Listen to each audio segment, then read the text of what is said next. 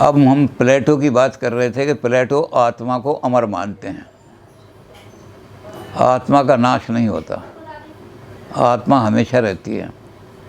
उसके लिए उन्होंने कुछ थोड़े बहुत आर्गूमेंट दिए हैं। उनका पहला आर्गूमेंट जो है वो दो चीज़ों पर निर्भर करता है। एक तो जो पुराने लोग थे, ख़ास तौर से एनाक्सागोरस से थे, एक्स निहिलो निहिल फिट, ये सिद्धांत आज तक चला आ रहा है। कोई विज्ञान, कोई साइंस इसको आज तक नहीं नकार सके कि from nothing only nothing can come out, something will always come from something. तो एक तो उन्होंने यहाँ से लिया। अब उन्होंने कहा समथिंग को खोजने का क्या तरीका, तो वो उन्होंने सुकरात से लिया। सुकरात ने डायलेक्टिकल मेथड दिया है। एक आदमी एक बात कहता है तो उसके बाद दूसरी अपोजिट बात कहो, तो जब दोनों पोल मिलेंगे और दोनों पोल आपस में रिएक्शन इंटरेक्शन करेंगे तो उसमें से तीसरी चीज़ इमर्ज हो जाएगी, थीसिस निकल आएगी, वो सिंथेसिस चला कहलाएगी। तो इन दोनों को जोड़ के उन्होंने कहा कि हमारा जो जीवन है, ये जीवन कहीं से नथिंग में से आया नहीं है, समथिंग में से आया, क्योंकि नथिंग में से तो कोई चीज़ निकल नहीं सकती। अब ये समथिंग कैसी है, तो उन्होंने कहा डायलेक्टिकल, इसके अपोजिट होनी चाहिए वो।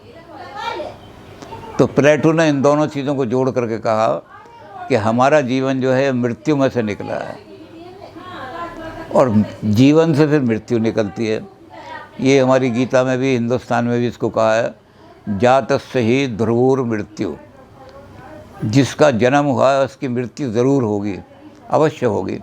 तो ये भी कह रहे हैं कि जन्म, जीवन में से मृत्यु ज़रूर निकलेगी, और फिर उस मृत्यु में से, क्योंकि नास्तो विद्यते भावो एक्स निहिलो निहिल फिट, यानी ना जो चीज़ है क्रिएट भी नहीं हो सकती और जो चीज़ है उसको डिस्ट्रॉय भी नहीं कर सकते।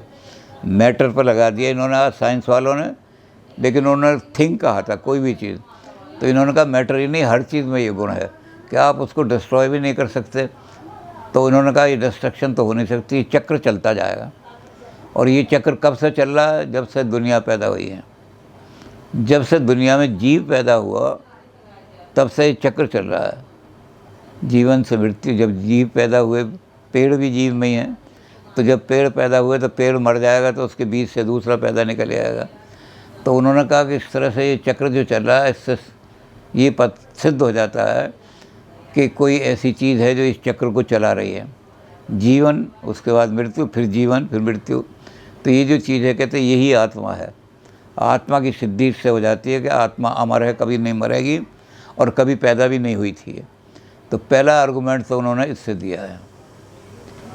दूसरा आर्गूमेंट जो है प्लेटो देते हैं गति से। जड़ वस्तुओं में गति नहीं होती।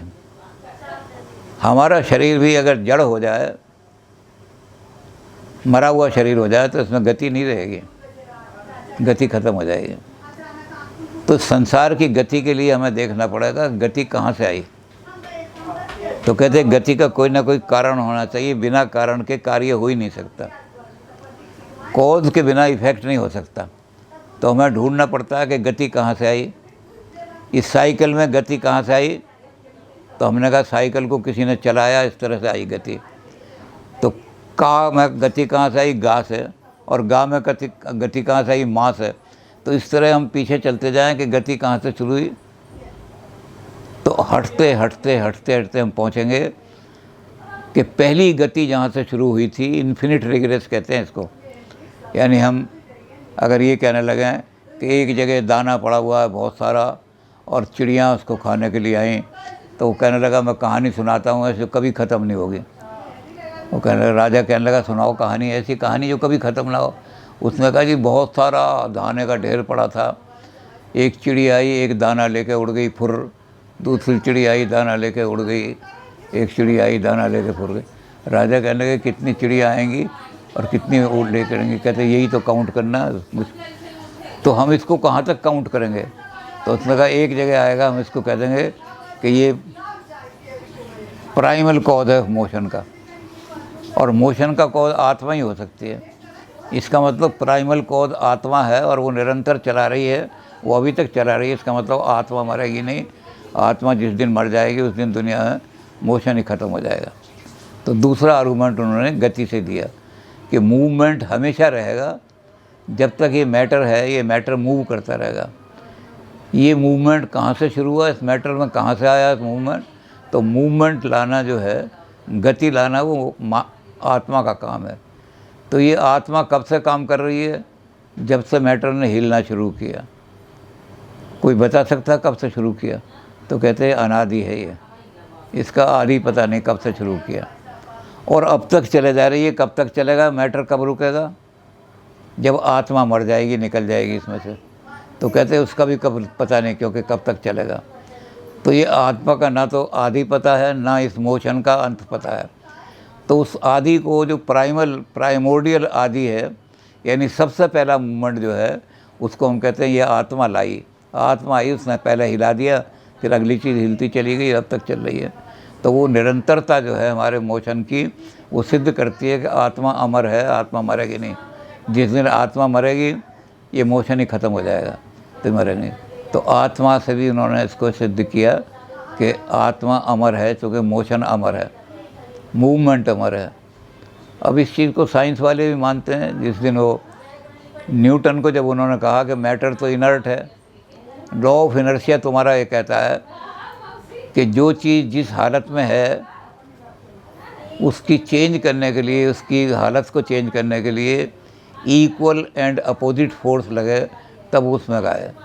ये कुर्सी अगर रखी हुई है, इस कुर्सी को हिलाना है तो कुर्सी की जितनी फोर्स है उतनी फोर्स और अपोजिट फोर्स लगे तब ये कुर्सी हिलेगी। तो ये सारा इतना जो ब्रह्मांड का अनंत मैटर है, ये मैटर एक जगह इकट्ठा था, बड़ा बहुत भारी बिग बैंग हुआ और बिग बैंग के बाद ये मैटर चलना शुरू हो गया। तो ये इस मैटर को सबसे पहले किसने movement the? Law of inertia तो कहता है इक्वल एंड अपोजिट फोर्स। तो उन्होंने कहा कि इसकी इक्वल और अपोजिट फोर्स, ये मैटर है तो एक फोर्स होनी चाहिए जो नॉन मैटर। तो नॉन मैटर फोर्स इतना ही बड़ा होना चाहिए जितना कि मैटर है। तो न्यूटन ने भी इसी चीज़ को माना जो ये मान रहे हैं प्लेटो। न्यूटन ने कहा कि God move the universe and exhausted. First mover God है। एक गॉड आया, उसने इस मैटर को हिला दिया और वो इतना ज़बरदस्त मैटर था कि वो थक गया, एग्जॉस्ट हो गया। अब गॉड एग्जॉस्ट होकर के आराम कर रहा है। जिस दिन इस मैटर को रोकना होगा, इक्वल एंड अपोजिट फोर्स आ जाएगी, रोक देगी इसको। तो प्लेटो का जो आर्गूमेंट है, यही आर्गूमेंट है कि ये जो सारा है हमारा, इस मैटर को हिलाने वाली चीज़ जो है वो सबसे पहले उसी को ने आत्मा का, कि आत्मा के बिना गति आ ही नहीं सकती। एक तीसरा आर्गूमेंट उन्होंने दिया, वो आर्गूमेंट है argument from the knowledge of ideas. जो आइडिया हैं वो सेंसेस से नहीं जाने जा सकते। आइडियाज़ को जानने के लिए, आइडियाज़ जो हैं अटल हैं, आइडियाज़ शाश्वत हैं। संसार की चीज़ें बदलती रहती हैं। आइडिया जो इंडिविजुअल हैं, उनको कोई डिवाइड भी नहीं कर सकता, इसलिए आइडिया नष्ट नहीं हो सकते, नश्वर नहीं हो सकते। तो आइडियाज़ का ज्ञान हमारी वो नश्वर, हमारी जो आँखें हैं, हमारे जो हाथ हैं, सब नश्वर हैं। ये उस अनश्वर चीज़ का ज्ञान प्राप्त नहीं कर सकते। और हमें चूँकि आइडियाज़ का ज्ञान ना हो तो हम संसार की चीज़ों को रिकॉग्नाइज नहीं कर सकेंगे, पहचान ही नहीं सकेंगे। तो वो कौन सा तत्व है जो आइडियाज़ को जानता है? वो ऐसा तत्व होना चाहिए जो जिसमें आइडियाज़ वाले गुण हैं, यानी वो अनश्वर हो, अनादि हो, अनंत हो, इम्यूटेबल हो, अनचेंजेबल हो, उसके कोई। तो ऐसी चीज़ कौन सी है? उन्होंने कहा ये आत्मा है। अगर आत्मा नहीं होती तो हमें आइडियाज़ का ज्ञान करने वाली, क्योंकि हमारी इंद्रियां कभी आइडिया को जान नहीं सकते। फिर इन्होंने इसी आर्गूमेंट को दूसरी तरह से दिया, आर्गूमेंट फ्रॉम रिकलेक्शन।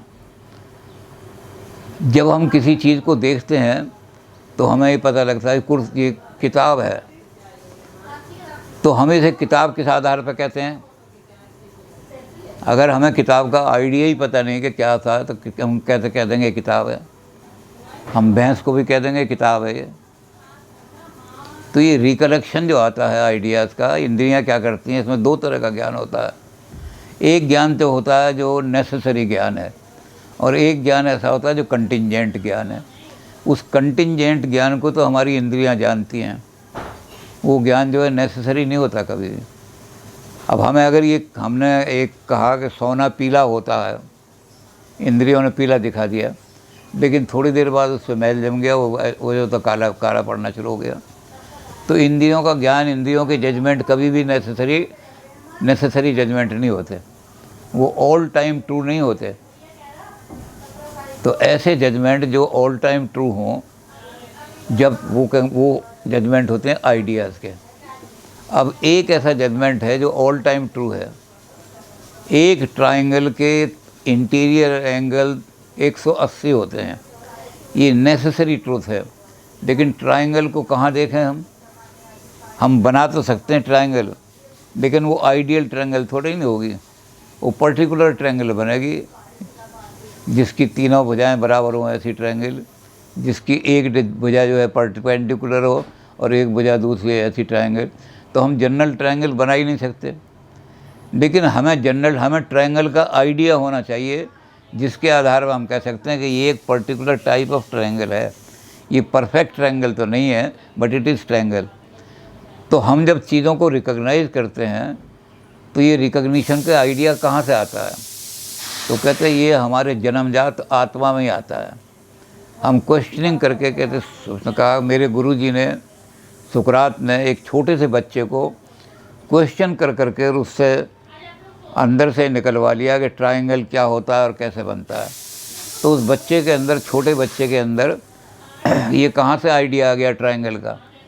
तो कहते हम किसी को नॉलेज नहीं दे सकते।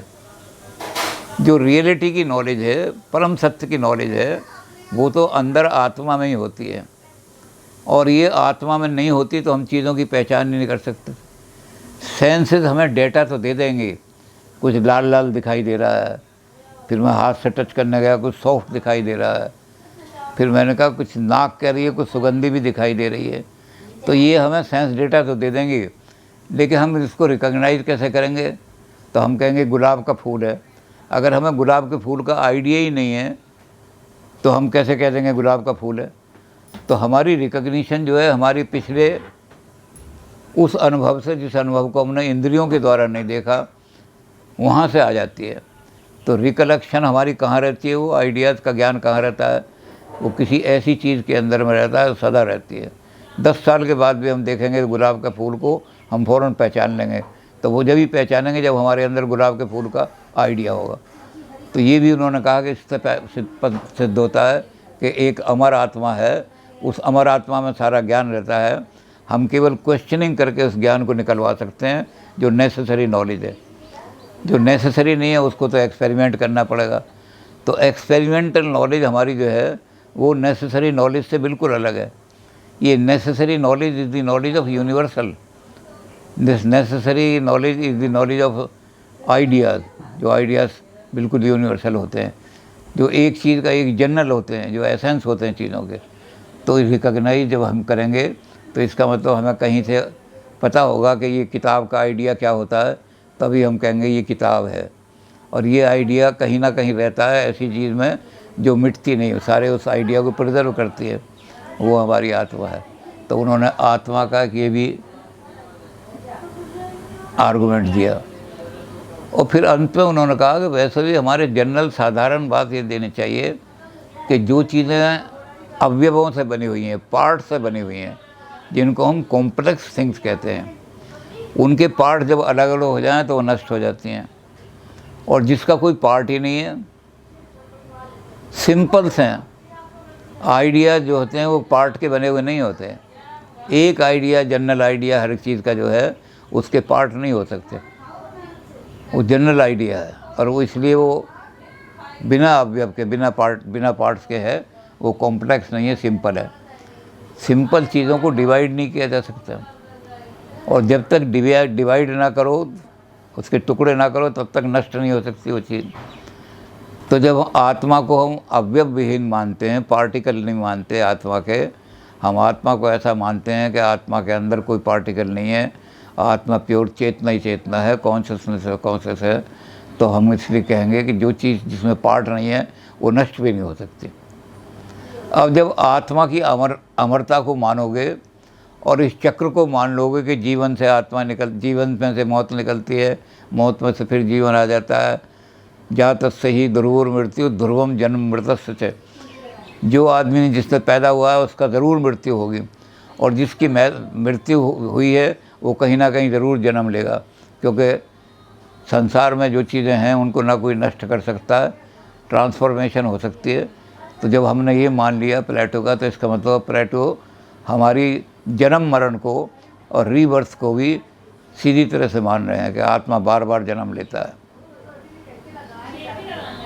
अब ये प्लेटो के अंदर कहाँ से आइडिया आया, ये कंट्रोवर्शियल है। कुछ लोग कहते हैं कि यूनान का जो पुराना धर्म था उस धर्म में ये बात मानी जाती थी।